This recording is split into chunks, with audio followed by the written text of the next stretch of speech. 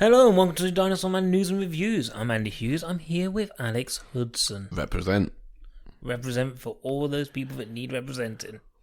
No. Or the Alex Hudson. I'm not the one who should be representing for them. At the front of the queue of all the Alex Hudsons. If the underrepresented were represented by me, they would rather be unrepresented, I think.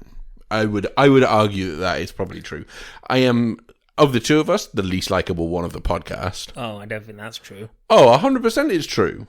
Oh, it might be true. You're much kinder to movies. Depends on the movie. Oh, yeah, I suppose so. I flip between anger and happy so quick. But there's nothing in the middle for you. No, I'm so no middle far ground. this year, there's only been best film of the years and worst film of the years. Nothing in the middle. I actually have been thinking about this recently. There's not a lot of sort of middling, but decent middling films this year. I don't know. I think there's been a lot of bad middling films. Maybe, yeah. Like I think there's a lot less grey area, but is that just okay? So like 7500, the Joseph Gordon-Levitt is a pilot thing. That is like bad middling, I think. But like I'm trying to think of stuff where I'm like, because if you look outside like the top 15, 20 in my list, there's stuff in there where I'm like, I don't know if Random Acts of Violence is that good of a film. I know what you mean. Like, look outside the top 10, 15 of my list, and you're in the bottom 5.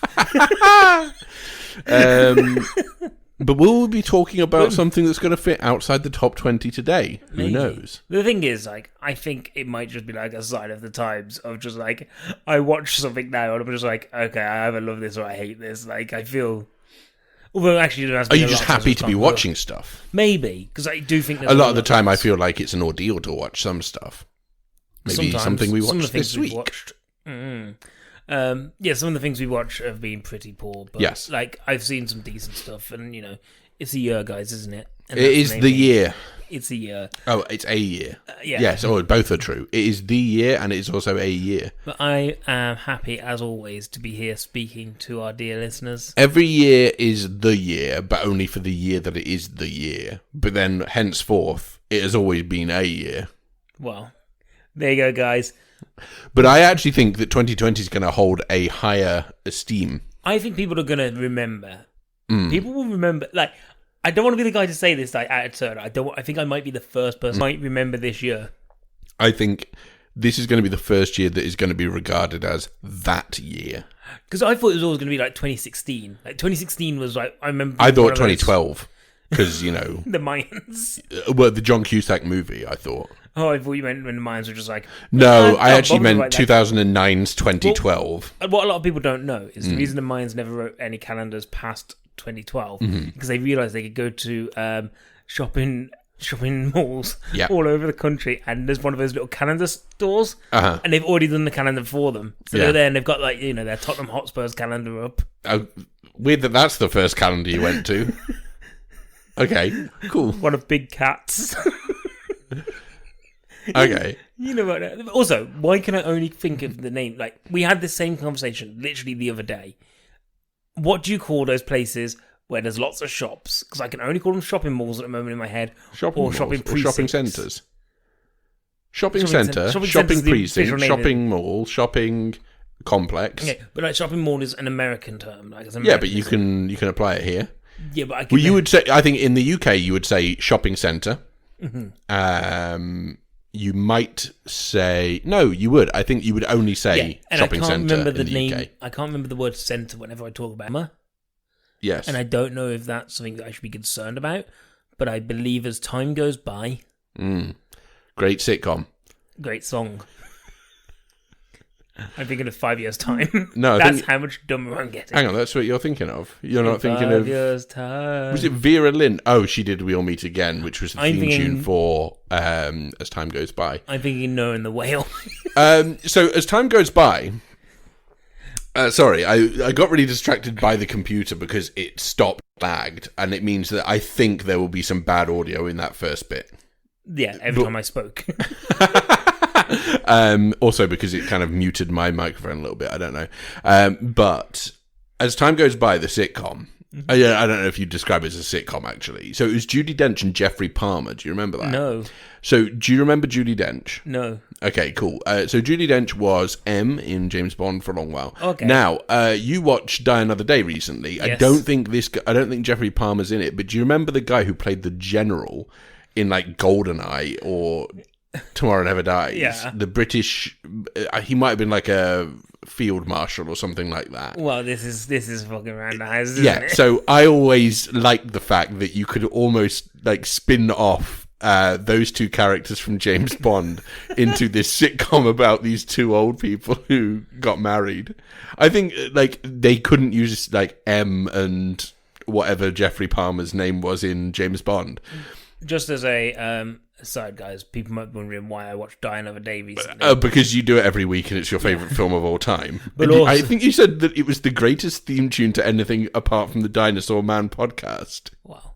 Of course, always put myself first. Mm-hmm. No, it's because I'm going to be on a podcast called The Best and Worst of British. Yes. Best or Worst of British, I think. BOWOB. Is that what they're going with? Is the acronym? That's what it's shortened to anyway. WOB. But it's with my good friend Tom Hodgson and Lorcan. Mm-hmm. I can't remember what Lorcan's surname is. Good friends. Good friends. But you know, I'm going on there. I've already recorded it. It comes out at some point. I don't know when. Okay. But find them on. It doesn't come out for a year and a half. Well, they've got like 3 series on there at the moment. It's really good. 3 series. Yeah. They've done too really many. Well, too many is how many? We've done 1 series of this. Yeah. This has been one. We are the EastEnders of podcasts, guys. Yeah, it very much is a case of just the second series will begin, I guess, at some point. Well, actually, we worked it out the other day, didn't we? We were looking at it, and we worked out there was definitely a season 2 point in this. You guys podcast. might not have noticed because for you, it's just been a constant barrage of noise. Yeah, well, a lot of you weren't around for then because the people who were on board at that point, they definitely left. Continuing with the constant barrage of noise. Season 1 had some terrible audio. Alternative podcast name. Okay.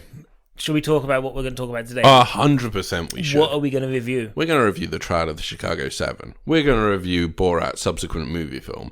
We're going to review Black Box. We're going to review the Mortuary Collection.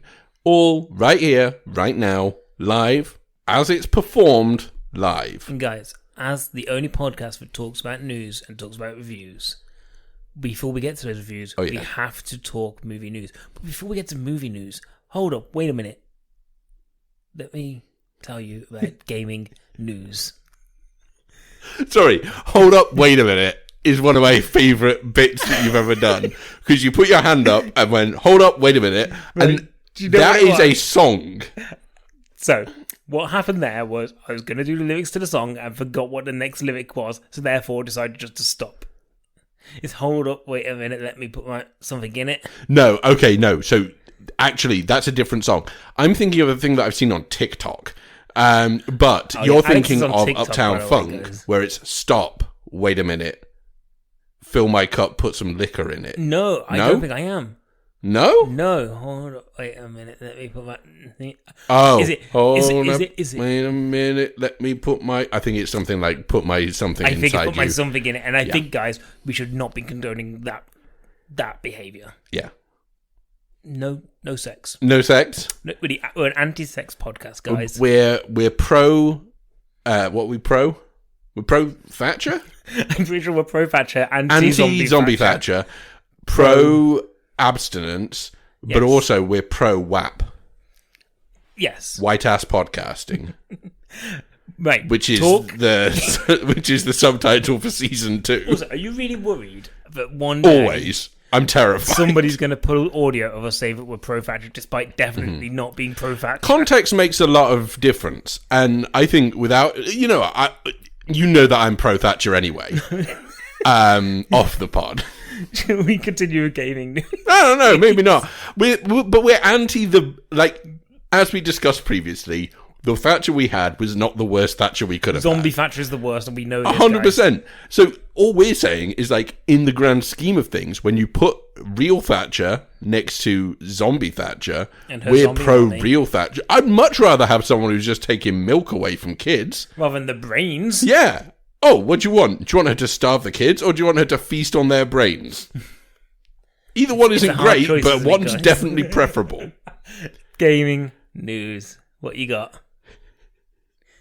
I got a song. Oh, no.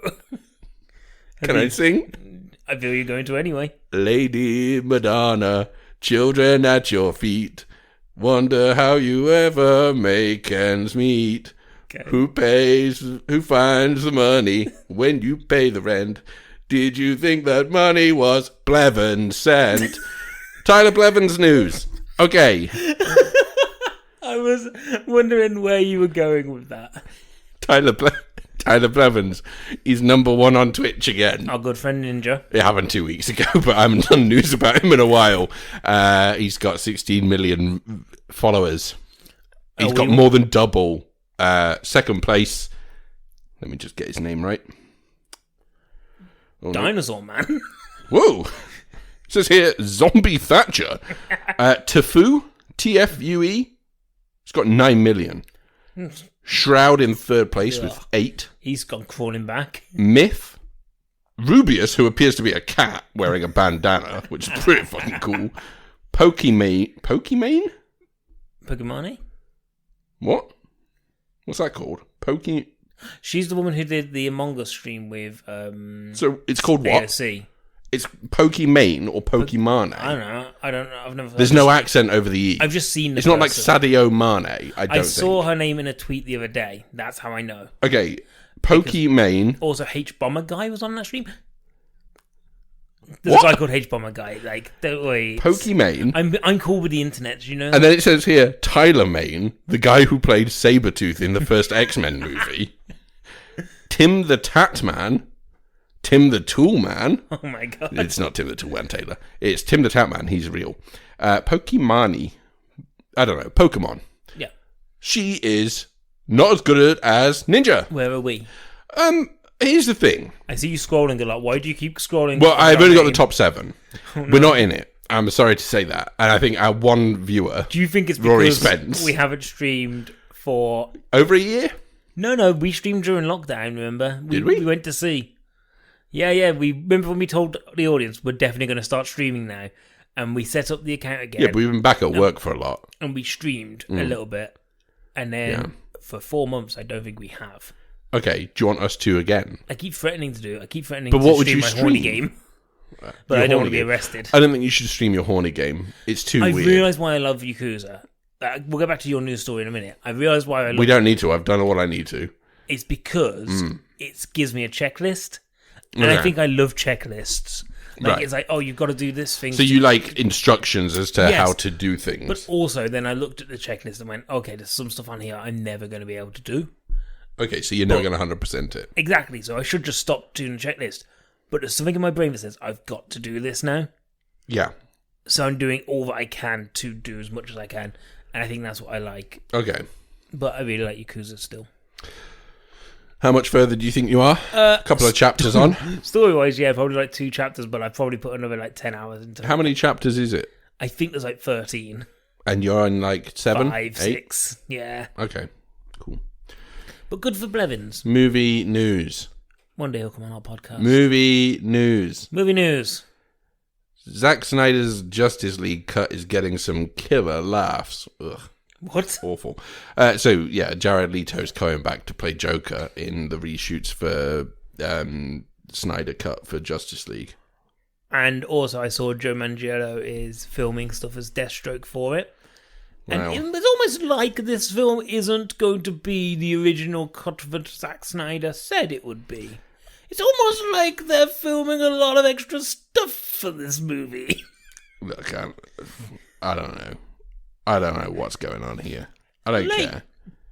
The thing is, though, it's brave to go, okay, one of the most divisive characters we've had in these movies so far of Jared Leto's Joker. Let's bring him back. That's what David Ayer was celebrating it. Of course.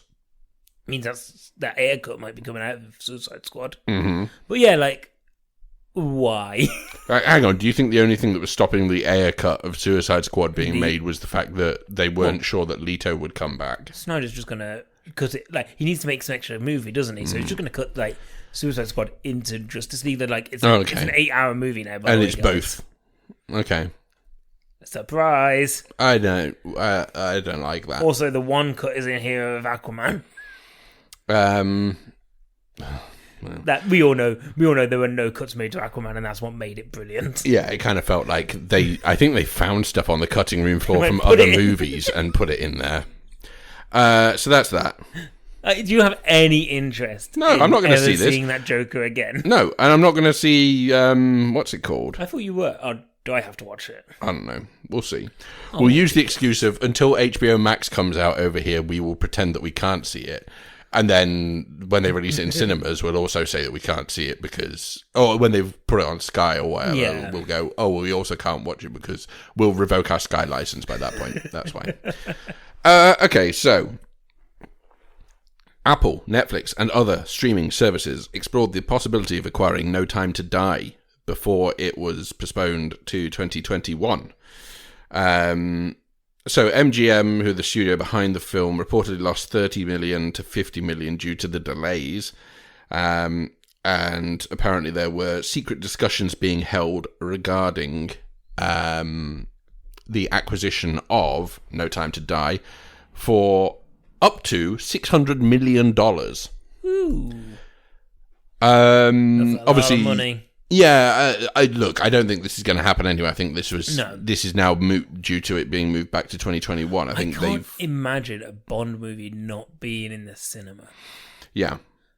Like, I can't imagine its first appearance not being on a big screen. Mm-hmm. But the kind of flip side of that is if they're being offered like 600 million, yeah, their thing is going to be we would make $1 billion normally. Yeah. Say, we'll get close to $1 billion anyway.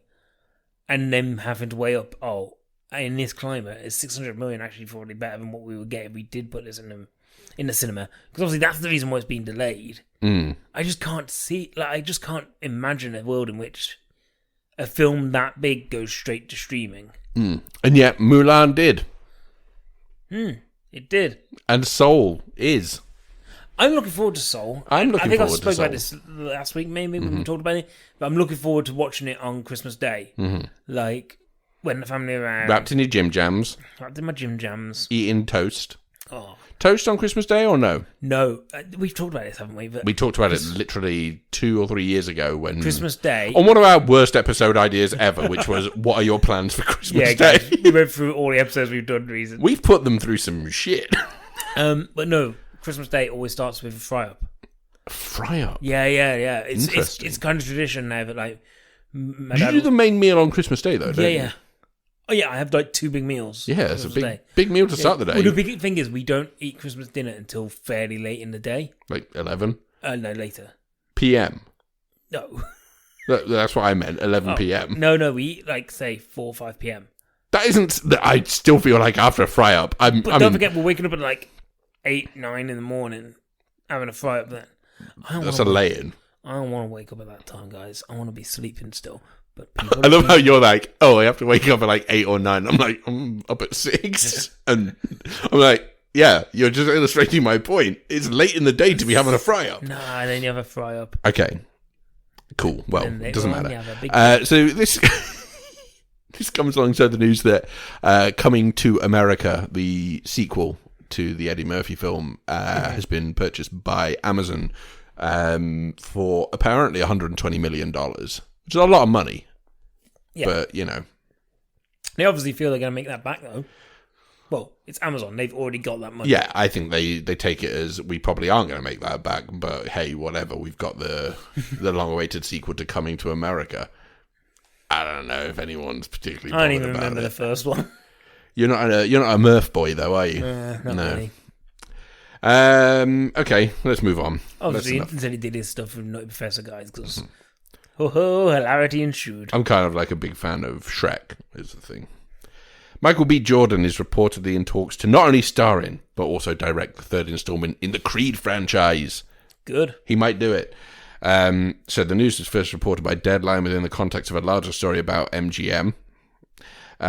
Who produced and distributed Creed 2 and produced Creed. So, first Creed film was helmed by Ryan Coogler, as we all know. And Creed 2 was Stephen Caple Jr. But Michael B. Jordan's been making talks about wanting to retire from acting and move into directing, and maybe this is the first thing that he does. The thing is, I really liked Creed 2. I thought it was really good. And I just really want to see more of that storyline. But I'd also be really interested to see what Michael B. Jordan does with it, because I don't know what his vision looks like. This is obviously going to be his first kind of foray into directing. I have no idea what his vision Boxing looks like. in a pandemic. Fight Island. Is that the thing that they're doing at the moment? Yeah. That's UFC, though, isn't it? Not boxing. Boxing, it's Fight Camp or whatever. I don't know. I've not paid attention. What's the promoter's name? Eddie Hearn? Yeah. Yeah, in his back garden, they've got like a boxing ring set like up. This. Yes. Yeah. And it's Brilliant. like all of the media go to it, and that's what it is. So maybe that could be the setting. A pandemic version of Creed. And I suppose the positive thing for him is that there's already a kind of style to these Creed movies. So it kind of it's easing his hand into being able to kind of follow. Did they kill off Rocky in the last one? Did they? I don't think they did they? No, they should have killed him off, though. Like in the first one. First one. Because he's really good in that first one. But the thing is that if they'd killed him off in the first one, they couldn't have had his face off with Drago again. I'm going to watch Creed 2 again. That's what I'm going to do. Okay. Cool. I've not seen that film since it came out, I don't think. Well, I watched it at least a couple of times in the cinema. Okay. I'm going to watch it again. Okay. You do that. And that's a Dinosaur Man promise. It means nothing to the audience. You don't know the things I've promised before. Hey, talking about sequels, the Meg 2, which is a film that I don't think anyone necessarily thought needed to happen, apart from Warner Brothers. So it's taken a big step forward this week, where it's apparently, I mean, I don't understand this. It's apparently found a director in Ben Wheatley. I don't know. Also, a Hudson favourite. To direct the sequel to the 2018 giant shark thriller hit, The Meg. I don't even know if it was a hit. I guess so. It must have been. You saw it, didn't you? Yeah, I did. I watched it on a plane. It was fine. It's nonsense. Well, Jason Statham didn't punch that shark, and that was the biggest problem. Well, no, he did. He did, but kind of, it was a deleted scene. You might not have seen it. Did you see it? No. Oh, okay. I should have. Yeah, it's kind of right up your alley. I think out of the two of us to see it. The Meg was in that period of time where I was busy working away. Yes. And I missed like 6 or 7 films, and I just never caught up with them. Yeah, I caught up with it at Christmas. What's your excuse? Time moves on and new movies keep coming. Time does move. Yeah, and you don't see any of those either. You see how this is a vicious cycle. I've seen 3 new movies this week out of the 4. How many have you seen? This week? You can't count the 10 minutes of Borat you did see. Yeah, 2 and 10 minutes. If I know that I don't like Borat, why would I watch the full thing? I just had to check that it was still the case. Spoiler alert, it is still the case. So, John and Eric Hober have wrote the most recent draft, working off an initial draft by someone else. But it seems to have been, moving on apace now. It proved to be a worldwide hit, chomping its way to 530 million globally. Did you ever expect Ben Wheatley to be the next director of the next Meg? No, I don't think... Well, this is the thing. So Ben Wheatley's just had Rebecca come out on Netflix this week, which I will be reviewing, I guess, in 2 weeks' time, because we're getting a special episode next week. Ooh, don't celebrate it too much. It might be shit. But yes, Ben Wheatley is a director I admire a lot and has done some really interesting projects previously. I think if you said to me, right, the Meg 2 is happening, draw up a list of directors... I don't know if I would have even thought of his name to be involved in it in any way, shape, or form. But I don't know. Maybe it's a case of they've paid him a lot of money. Who knows? Probably. So Statham will be returning. I can't remember who else actually survived the first film, though. So spoilers. I might watch it. You won't watch it. It's on Prime now. Yeah, it's just it's a very sort of off-kilter move. But who knows? Maybe it'll be Armie Hammer. He likes working with him, so. Armie Hammer and Jason Statham team up to punch a shark. As long as Jason Statham punches a shark, they finally deliver on the promise of the first. And he'll bring in, Reece Shearsmith will be one of the sort of comedic relief characters in it. Michael Smiley will be in it. Michael Smiley as the voice of the shark. Oh, it's great to see Michael Smiley. It is great to see Michael Smiley. Okay, well, we'll keep an eye on this one because it may well be a Gambit situation where it now goes through 25 different directors and Ben Wheatley's, because of course Ben Wheatley was attached at one point for Gambit as well, so, let's never forget that. But just a very strange news story that came through. Okay, should we talk about any trailers? Do you want to talk about trailers? Let's talk about some trailers. Okay, what trailers? Name some. I don't have any listed in the chat. No one ever put them in there. Fine. Okay. The Prom. Let's start there. What the fuck is this? The Prom is a musical. Musical the Musical by Ryan Murphy. No, not by Ryan Murphy. He's producing it. He's producing this version, but the musical was written by a Sklar, and it's not the Sklar brothers, the comedians. It is a third Sklar who I think is unrelated to those two Sklars.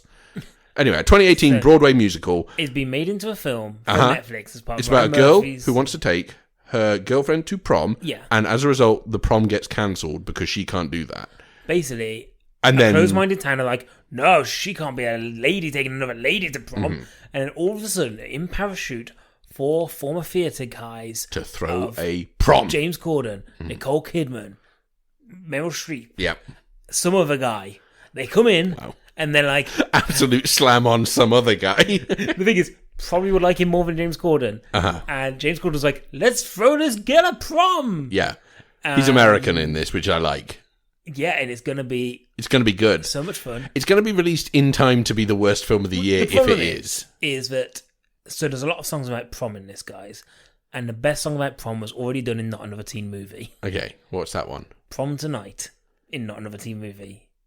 It's the only musical number in that film, and it's great. I think you're forgetting the musical number of Janie's Got a Gun. Oh, that is true, actually. Yeah, okay, fine, I'll give you that. Yeah, I mean, not an original song, but still.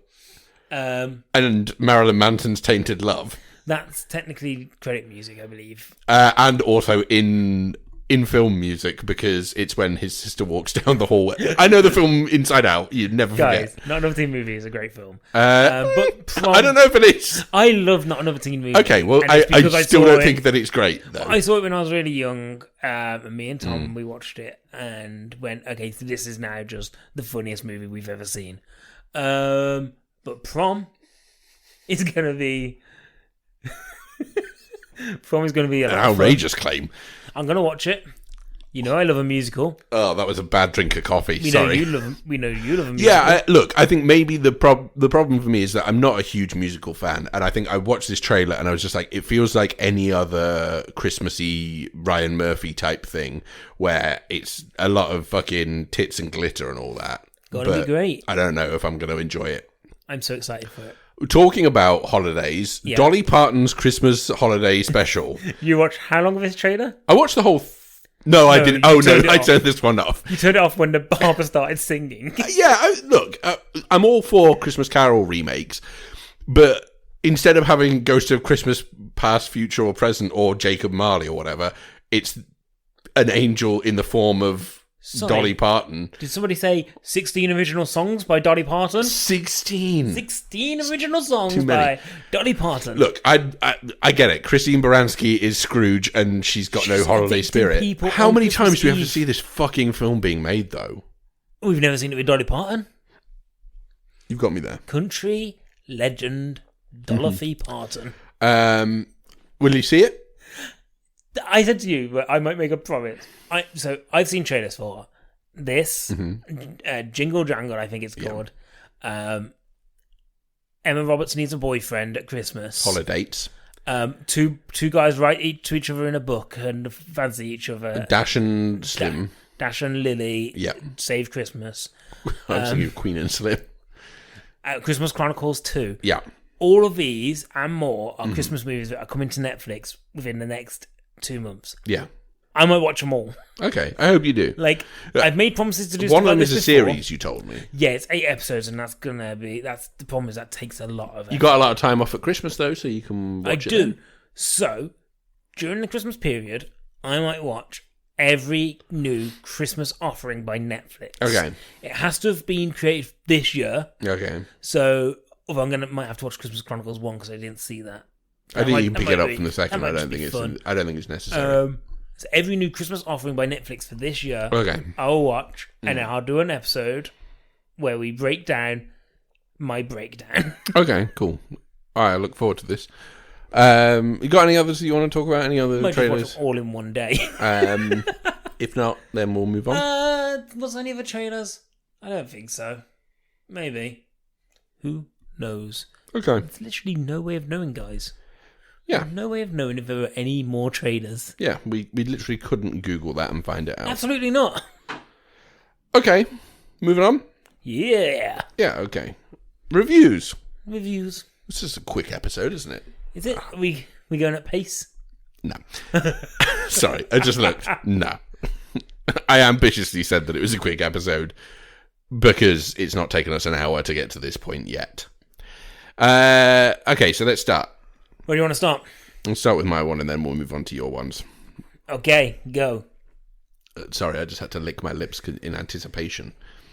So the Mortuary Collection, which is streaming on Shudder currently. So this is a horror anthology written, directed, and produced, I believe, by Ryan Spindell. Really thought you were going to say Ryan Murphy. I was like, he's got a Shudder contract too. Yes, a mortician wants to go to prom. Yeah, so this is a story about an eccentric mortician who provides the wraparound story for the stories within, telling stories to a girl who has got into the mortuary for some reason. Oh, that's the reason. I can't really tell you because it's a spoiler. And she demands that he tells her some stories because storytelling is an important part of carrying legacies on. Mm-hmm. And he tells a few spooky stories. And so for the most part, it's very sort of functional, things that go bump in the night type storytelling. It's nothing revolutionary. I think it's relatively effective in terms of what it's trying to do. It evokes a certain aesthetic of sort of 1950s through to 1970s-y stuff. Yeah. And I think that kind of works quite well. Certainly in two of the segments it does. It's not, it's not up there with like Trick or Treat or stuff like that, but it's I think it's perfectly functional. I think if you're looking for something that is a little more, say, throwaway than something like, say, Saint Maud or Possessor or something like that this time of year, particularly, this is a real Halloween movie, I would say, in terms of its approach to it. It's throwaway nonsense. You can kind of put it on and it provides effective... It's not scary, but at the same time, it's kind of a throwback and kind of comforting to watch as a sort of something that feels very much familiar, but at the same time, a modern take on it. I think Clancy Brown's pretty good in it. I think it's a that'll do pick. I don't think it's not going to change the world. It's not a revolutionary anthology horror, and anthology films are always really difficult to get right because tonally you have to, and often they suffer because the director is not the same director for each segment, whereas this one is purely directed by one person. And I think that probably helps it retain some kind of sense of purpose. But, I think if you're looking for something that's sort of a bit nonsense, then you could do worse than this. It's not terrible, but it's not. Yeah. Can I say I'm glad that Shudder is still getting a run out there? Because you thought that it might last for the trial period and you'll be done. Yeah, I really suspected that I was gonna rinse it for 30 days and then because I think I got it for Creepshow initially, but I think I've spoken about them before and said they tend to keep it fresh. They tend to add a lot of new stuff as often as possible, and there's enough of a diversity of things in there, and they get some really good sort of classics in there. Yeah, but they also mix it up with a lot of smaller budget releases. Things like Summer of '84. Or whatever it was called the other week, things like that just I would never have seen otherwise. And I think it's quite nice to be able to say, oh, I've been able to catch up with a couple of things that would not have got any kind of publicity. So yeah, it's called The Mortuary Collection. It's streaming on Shudder now, wherever you have Shudder. If you have Shudder, don't get it if you don't want it. Very much one for that for the Halloween fans. For the Halloween. For fans of, Halloween-y type things. Yeah. Borat Subsequent Moviefilm. Talking about something that is familiar with a modern twist. Wow. Borat Subsequent Moviefilm, otherwise known as Borat 2, My Wife. Okay, yeah. The unofficial title. Yeah. You won't find it listed there anywhere other than here. So yeah, it's on Amazon Prime now. It's basically 14 years on from the original Borat. Mm-hmm. We return to our favourite Kazakhstan reporter, he's actually my second favourite. He's basically been in the Gulag for kind of crimes against bringing Kazakhstan. Great shame upon Kazakhstan. Yeah, and the film basically picks up from the fact of he's got to now go to America and basically take a peace offering to Mike Pence of a chimpanzee to basically make relations between America and Kazakhstan. That's the kind of thing, and everyone hates Borat. Except when he gets there, he finds out that in the crate that the monkey should be in is his 15-year-old daughter, called Tutar, played by Maria Bakalova. And the story basically is much the same as the original one. Like, it's Borat going around America and holding up a mirror to the kind of ugly face of it. While at times there are moments in it you go, this cannot... There are times you look at it and you go, this cannot be true because it can only be staged. And at other times you're like, this cannot be true because I can't believe people are willing to say this with a camera in their face. Yes. I think his daughter adds another element to it. There's definitely a storyline here between him and his daughter. Mm-hmm. And obviously how that allows him to do some more outlandish things in the way of putting her in the way of people. Yeah. And she holds herself really well. Like, she puts herself really well in the sense that, like, Sacha Baron Cohen's been doing this stuff for God knows how long.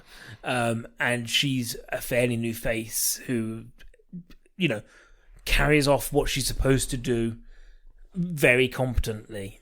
Like, just as well as the Borat character. It's got all your greatest hits in there. Like, he says, my wife, within the first 10 minutes twice. You see him in a mankini. Mm-hmm. He says Yesh Kamesh. Like, and they're like, oh, now everyone knows who Borat is. He has to wear different disguises, so he gets to do little different characters. And it's almost like these are characters that Sacha Baron Cohen's gone, I can't get a whole movie out of this, so I can at least put a little bit. I can do a bit. There are times in it is genuinely hilarious. There was one bit that made me laugh like a drain. Like, it killed me. And there's other times where I'm like, okay, this is doing nothing for me. Like, it's very stale. And I think it kind of darts across that line. Yeah. Like, at times it is very inventive and very funny. At the times it's stale and kind of repetitive of its original formula. But that doesn't mean it's a bad film. I think it's actually a good film. Like, I think it's well put together. It's very timely. It's basically being filmed while there's a pandemic on at times. And it's very open about the fact that the pandemic starts like halfway through this film. And you go, I wonder whether or not they knew that was happening. Yeah. Like, whether they'd already got this film planned, and then that happened, or did this happen? I don't know the backstory. Were they hoping there was a pandemic? Is that what we're saying? They predicted the pandemic. Did they go, okay, there's now a pandemic, let's see what we can do about this? Like, is this a time to bring this character back into the light? There's a lot of stuff that people have talked about online about, like, certain people being involved in this film. Yeah. And kind of what that means for those people. Like, I'll be open about it. Like, there's Rudy Giuliani stuff, which is the guy who's close friends of Donald Trump, and kind of what he was going to do on camera. And people have basically said this makes him into a monster. I think, seeing it in the context of the film, I think the people who say he knew everything about, like, the age of her daughter in the film, nothing's ever shown on camera that that is the case. So I feel that's being a bit disingenuous, but it is very obvious of his actions and what he is going to do. And I think that's kind of the stuff that Sacha Baron Cohen gets away with, but no one else seems to. Like, he puts these people in very compromising situations, and lets them show themselves up for what they are. And I think moments like that, and there are other moments throughout this movie where you see other people like that who, you know, may not be famous, they might just be men on the street. He's very good at showing that side of what is a very ugly country at times. Yeah. And you know, I like America. It's a place that I've really enjoyed. Like when I went on holiday there. But, you know, much like England, there's an ugly side to these countries. And this is a very timely film where it's come out at a time that it seems like this is a moment for that character to come back, even though in principle, just the idea of Borat coming back in 2020 seemed like I was like, is there any point? Yeah. But watching it, you go, okay, yes, maybe there is reason for him to do this. I think there's definitely, though, that element of preaching to the converted. 100%. Because it doesn't change any minds out there who are pro-Trump and his cronies, because... Absolutely. Trump and his cronies were awful before the 2016 election, and, you know, bragged about sexual assault and stuff like that. In a way, this is almost... And in a world where that has already happened and people went, yeah, this is electable... Yeah. What do you like? How do you go on from there? Because all you can do is go, well, the people who voted for him and liked him before that election probably will still like him now. In a way, this movie hinges on like this. So the last shot of the movie, it's not ruining anything. The last thing is that 2 words on the screen that says "now vote" or "vote now," and it's basically there going. You're right. It's going to the people who are already thinking these things and going, you've got your opportunity to change these things. Make sure you take your opportunity. Yeah. And that's what I mean when I say it's very of it. Like it's come out now for a reason. And it's going to get a huge audience watching it because Borat was this super smash hit. And actually, like, they're trying to now use that to do things. I'd recommend it if you like Borat. Like, if you like that character or you ever did, watch it. And I think you might enjoy it. And it's available on Amazon Prime now. Yeah.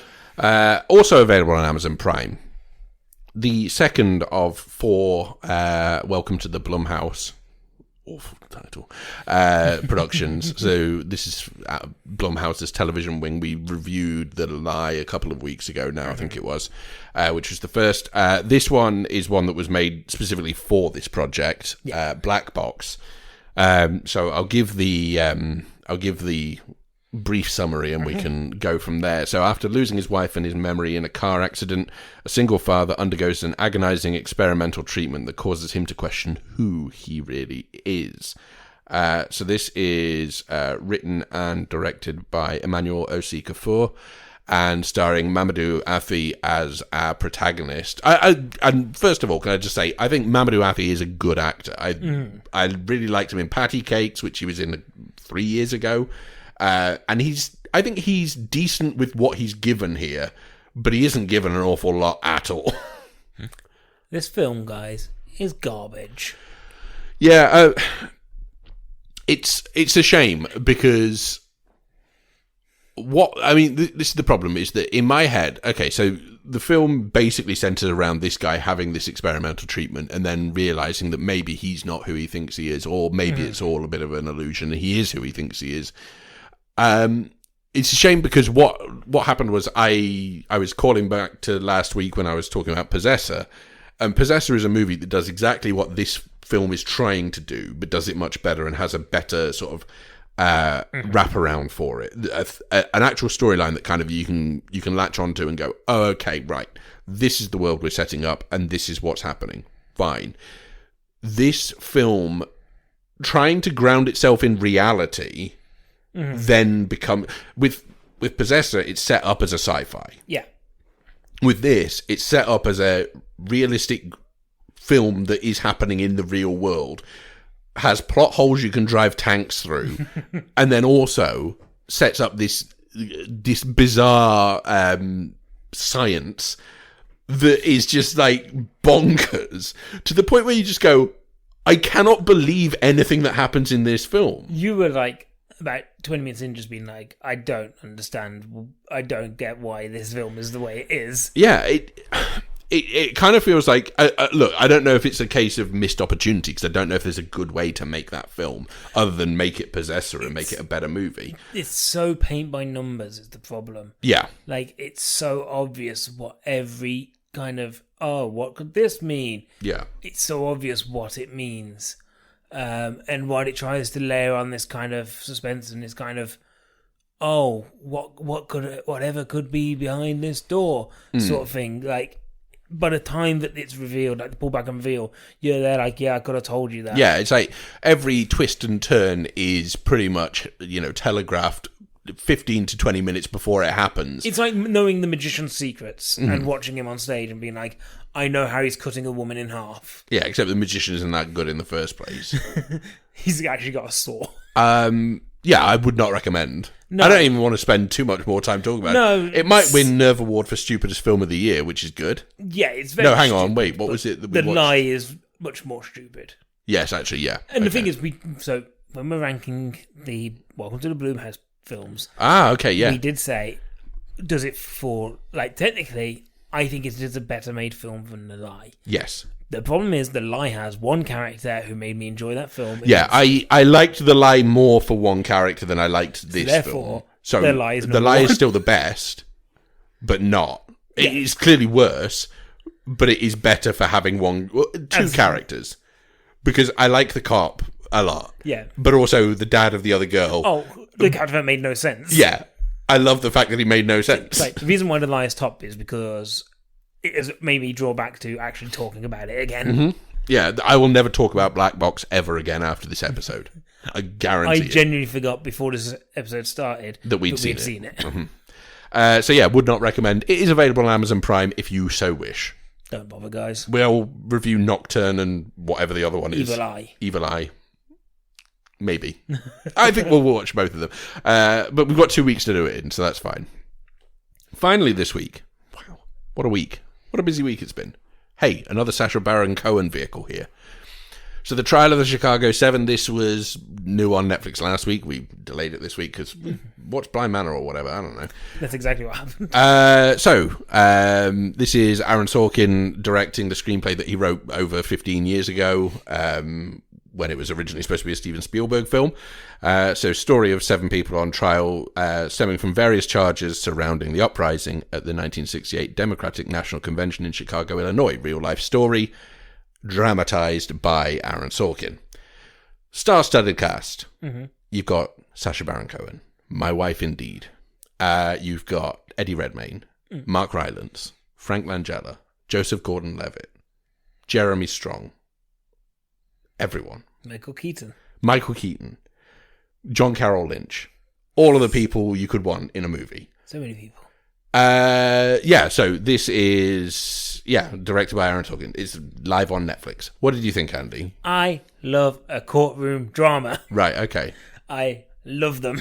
Uh-huh. And I liked this very much. Okay. I think it's sharply written. I think it's funny. It's witty. It's smart. It's dark when it needs to be. I didn't know much about the trial at all. Mm-hmm. And even when I saw the trailer, I didn't look it up or anything like that. I didn't want to know anything more. Yeah. So that I could kind of enjoy it. I feel it lacks a little bit in kind of explaining exactly what happened. Yeah. Because it's predominantly the courtroom.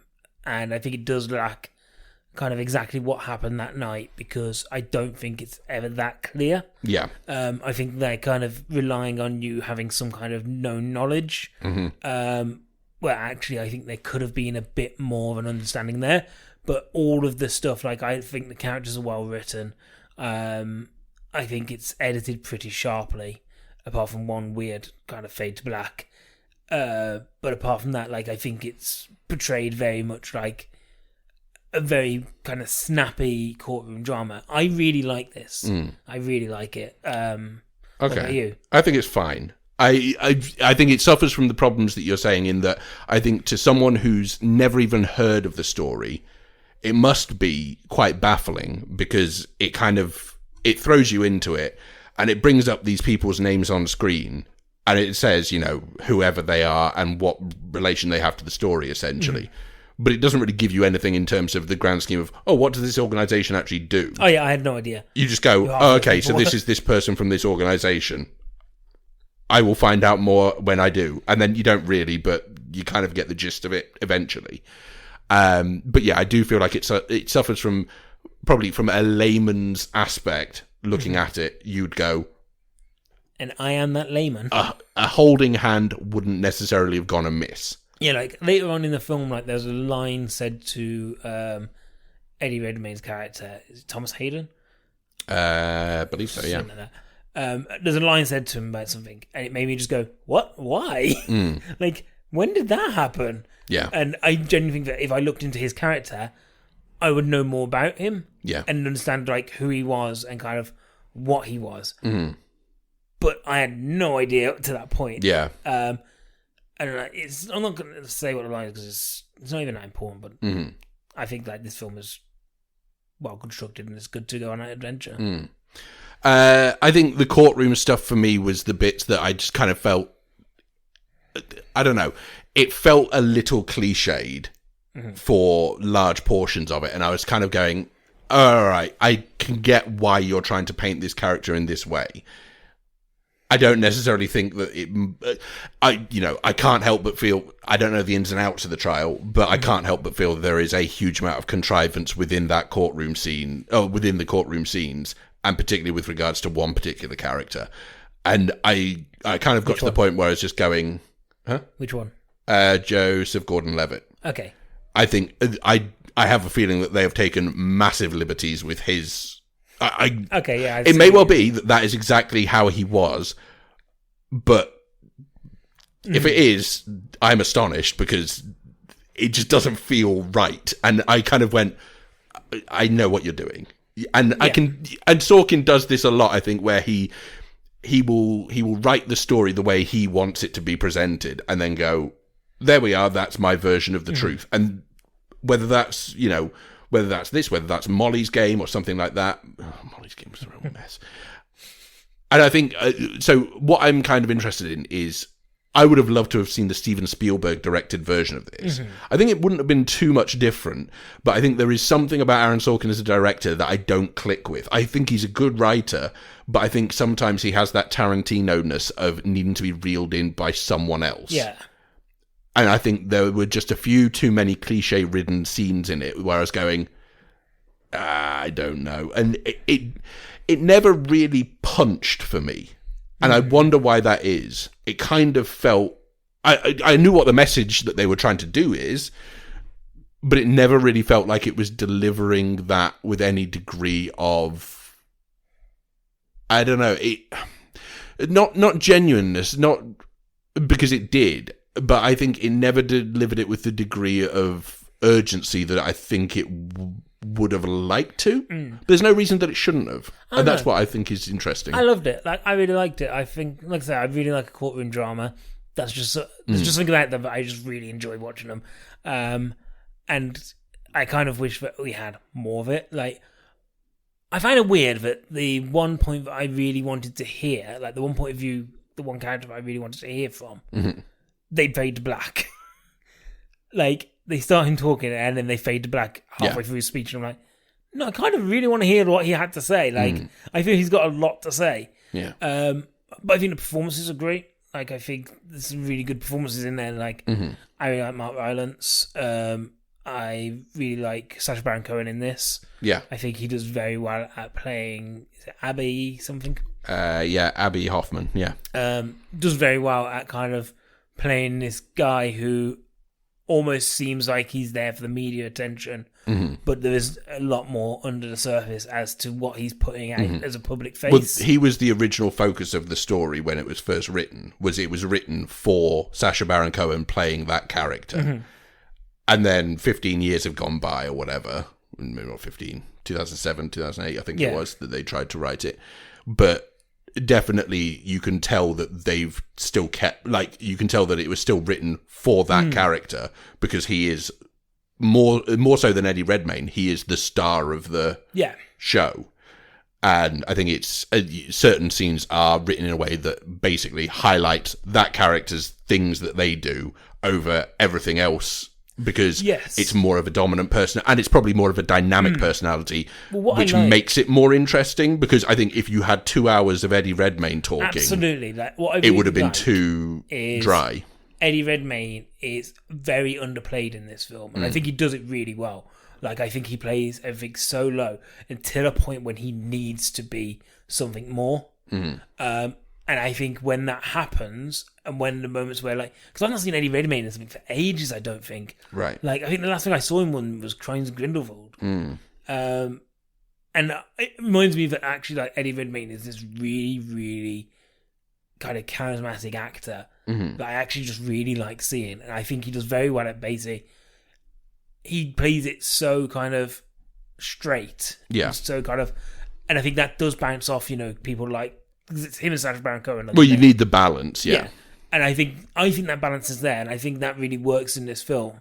I think there's a lot to like, and I think there's a lot of really great performances and a lot of really great kind of drama in there. I can see why this case is interesting. Like, there's all the stuff with the judge and, the 8th member of the Chicago 7. Like, this is all really, really intriguing stuff, and I really liked it. I thought it was played really well. I 100% recommend it. I really enjoyed this. Yeah, I think it is baffling at times, yes. I don't know where I would place it for me. I guess it's probably a would recommend on the basis that it's probably better than a lot of the stuff that I would have given a that'll do pig to. But it's not troubling my, like, it's not like one that I was going, oh wow, this is great, and I would, but I think it may well depend on your attachment to courtroom. I don't know, because I like courtroom dramas still. I don't know. Fine. I would recommend. Yeah, would recommend. Let the records note that it's a begrudging would recommend. Wow. I don't know. It's a half-hearted one. No, it's absolutely for me. Like, I really enjoyed it.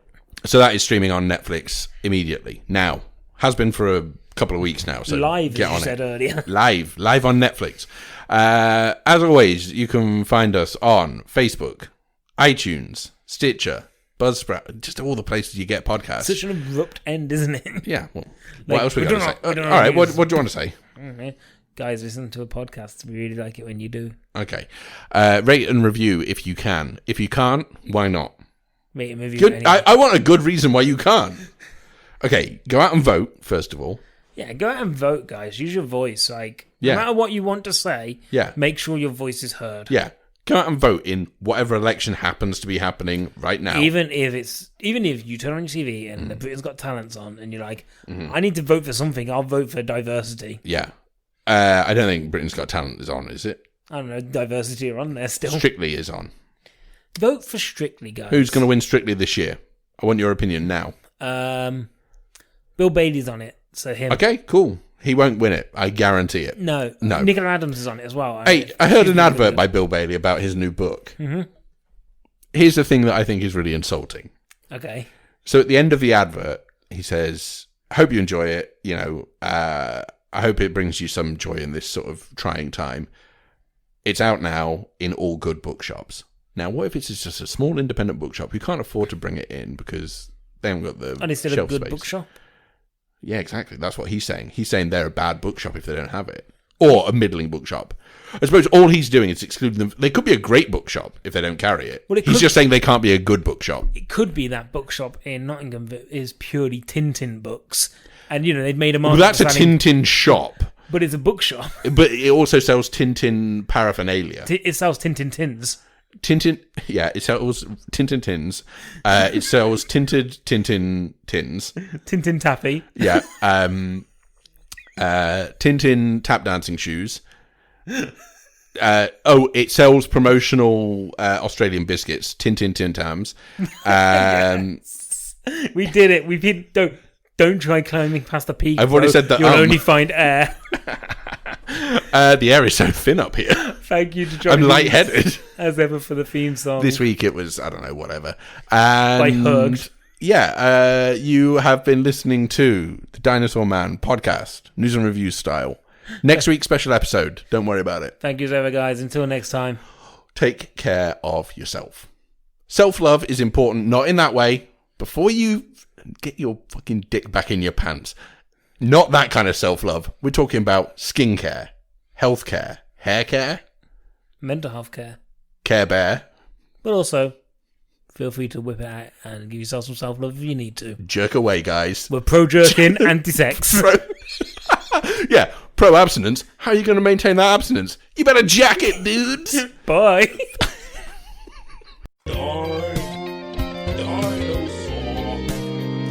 Dinosaur Man.